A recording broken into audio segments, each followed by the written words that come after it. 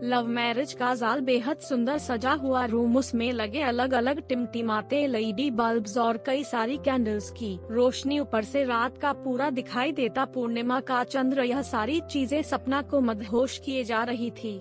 Shaheen room सजाकर मैं थोड़ी देर में वापस आता हूँ कहकर सपना को उस रूम में अकेला छोड़कर चला गया था। सपना जो शाहिद से इतना प्यार करती थी कि उसके लिए उसके एक बार कहने से ही अपना घर छोड़कर उसके साथ आ गई थी, इस बात का उसको कोई अफसोस नहीं था। सपना को अपने सपनों का राजकुमार मिल गया था। इन दोनों ने भागकर शादी कर ली थी और आज उनके मिलन की रात थी। सपना बड़ी बेसब्री से प्रेमी का इंतजार कर रही थी। डोरबेल सुनते ही सपना के अरमान जैसे जाग उठे। उसने सोचा आखिरकार मिलन की वह घड़ी आ गई जिसका उसे कब से इंतजार था। दौड़कर सपना ने दरवाजा खोला और जो सामने उसने देखा उससे उसके सारे अरमान धरे के धरे रह गए। दरवाजे पर शाहिद खड़ा था लेकिन अकेला नहीं, वह अपने साथ 8 लोगों को लेकर आया था। वह सभी आदमी थे उसी की उम्र के।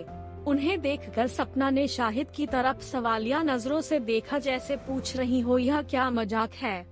शाहिद सपना की ओर बढ़ा और उसे अपने आलिंगन में भर लिया और बोला, डरो मत मेरी जान, ये सब अपने ही आदमी है। शाहिद सबको रूम के अंदर लेकर गया। सपना सबको पानी देने गई तब सब उसको छेड़ने लगे, जिसका वह विरोध करने लगी और उसे यह देखकर बहुत आश्चर्य हुआ कि शाहिद कुछ भी नहीं बोल रहा था। उसका दिल तब टूटकर चूर चूर हो गया जब शाहिद ने कहा कि जो सबसे ज्यादा दाम लगाएगा सपना के साथ वही आज रात बिताएगा। सपना को अब समझ में आया था कि शाहिद उसके साथ जिंदगी बिताने के लिए नहीं बल्कि उसे बेचकर उसकी इज्जत मिट्टी में मिलाने के लिए यहाँ लेकर आया था।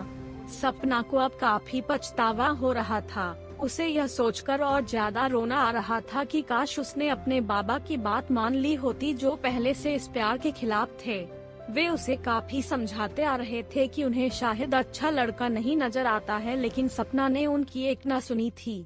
शाहिद के पैसों की बात पर उसके साथ आए लोगों ने बंदूक निकालकर उसी पर निशान आकार लगा दिया और बोले, पैसे तो नहीं लेकिन सपना के बदले तुझे मौत जरूर देंगे।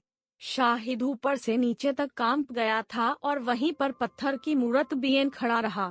सभी लोग सपना की ओर बढ़े उसका दामन दागदार करने के लिए। सपना सोच रही थी उसके साथ कुछ भी गलत हो, इससे अच्छा उसको मौत आ जाए। जैसे जैसे लोग उसके करीब बढ़ते जा रहे थे सपना और भी ज्यादा डरती जा रही थी। जब उन लोगों में से एक ने उसकी साड़ी को छुआ ही था कि दरवाजे पर पुलिस की एक टीम ने दस्तक दी, जिनके साथ सपना के पिता भी थे, जो सपना को तलाशते हुए उसके ठिकाने तक पहुंच गए थे। अपने पिता को देखकर सपना को जैसे नया जन्म मिल गया। डंडा वो तेजी से दौड़ी और अपने पिता के गले लग गई। सारी बात पता चलने पर उसके पिता की आंखों में खून उतर आया। अगर साथ में पुलिस ना होती तो शायद वह उन लोगों में से किसी की जान ही ले लेते, लेकिन पुलिस ने उन्हें रोक लिया और सभी को गिरफ्तार कर लिया, शाहिद को भी। दोस्तों, हम प्यार के खिलाफ नहीं है डंडा, लेकिन आज के जमाने में जो देखा देखी में या फिल्मी कहानियों को देखकर जिस तरह का प्यार युवा युवतियां करती है बिना सोचे समझे उसके खिलाफ है। अपने माता पिता और परिवार को दुखी कर कोई भी प्यार कभी सफल हो ही नहीं सकता। और बिना एक दूसरे को अच्छी तरह जाने, एक दूसरे का नेचर पहचाने जो प्यार होता है वह प्यार नहीं, वह महज आकर्षण होता है और कुछ नहीं।